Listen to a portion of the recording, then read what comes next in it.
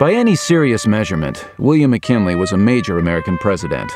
His life is all the more interesting for achieving so much, stealthily but honorably, behind the masks that he wore, in the words of Julia Foraker, the wife of one of his home state rivals, U.S. Senator Joseph B. Foraker.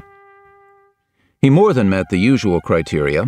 McKinley was among the 16 U.S. presidents of 43 elected to or serving 2 terms. He was among the 13 of these who, unlike Grant, Nixon, and Clinton, avoided major scandal or impeachment. Of the post-Civil War dynasty of 7 Ohio-born presidents from Grant to Harding, his preeminence is obvious. McKinley's was the administration during which the United States made its diplomatic and military debut as a world power.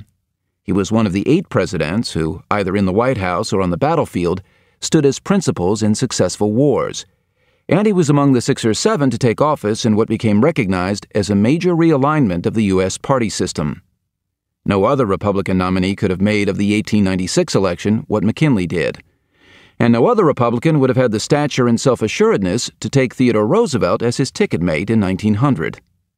Superficially, meeting all these criteria puts the Ohioan in the rare company of Washington, Jackson, Lincoln, and Franklin D. Roosevelt. Yet hardly anyone thinks of him that way. The recent consensus of historians has pegged him somewhere in the ho-hum midsection of presidential ratings, and small wonder. Too many dismissive paragraphs, thoughtless sentences, and inaccurate descriptions still nurture the false public impression of a cultural and intellectual mediocrity, however popular, who toadied to business as a puppet of Wall Street.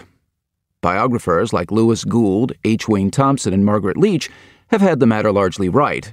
That too many of their colleagues have indeed had it largely wrong. There was a time, back in trolley car days, when McKinley was much better regarded, certainly into the 1920s and in some chronicles later. More than 50 years ago, I saved my pennies as a boy to buy mint U.S. postage stamps of the presidential series of 1937, then in everyday use. A child's history lesson in itself, this set began with the green 1-cent Washington, the red 2-cent Adams, and the purple 3-cent Jefferson, ascending through the 10-cent Tyler and 16-cent Lincoln to the 25-cent McKinley, perfectly matching the order in which the chief executives had served. There was no 24-cent stamp because Grover Cleveland, whose 2 terms were separated by 4 years of Benjamin Harrison, was both the 22nd and the 24th president. Number 25, McKinley, was notable in my 10-year-old eyes for marking the end of historical exactitude and transition to modernity. The presidents of the new century, who had already died, were not treated as history.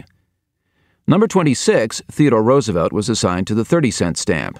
William Howard Taft, number 27, had his jowly visage imprinted on the 50-cent stamp, and so on through Woodrow Wilson, $1, Warren Harding, $2, and Calvin Coolidge, $5. I never bought the Harding or Coolidge stamps because both were accounted lightweights. Besides, the Harding stamp cost 8 Saturday movies, and Coolidge's 20. From this series, McKinley became a bridge president to me, a transition executive between another century's remoteness and the current one's immediacy. The old 1925-ish histories one could buy along New York City's Book Row in 1951 for 10 or 25 cents spoke well of him, but not at much length. The greater decline in McKinley's stature came as the 1932 to 1968 New Deal Democratic era and its dismissal of business, tariffs, and gold standards swept the day. During the 50s, my interest in our nation's chief executives shifted from portraits on postage stamps into a new and more serious channel, charting and mapping the county level, district level, and state level voting patterns of U.S. presidential elections. The crumbling, browned pages of old election data available in the run of dime-each world almanacs did not go back past 1916, but McKinley soon became well known to me because of his victory in 1896.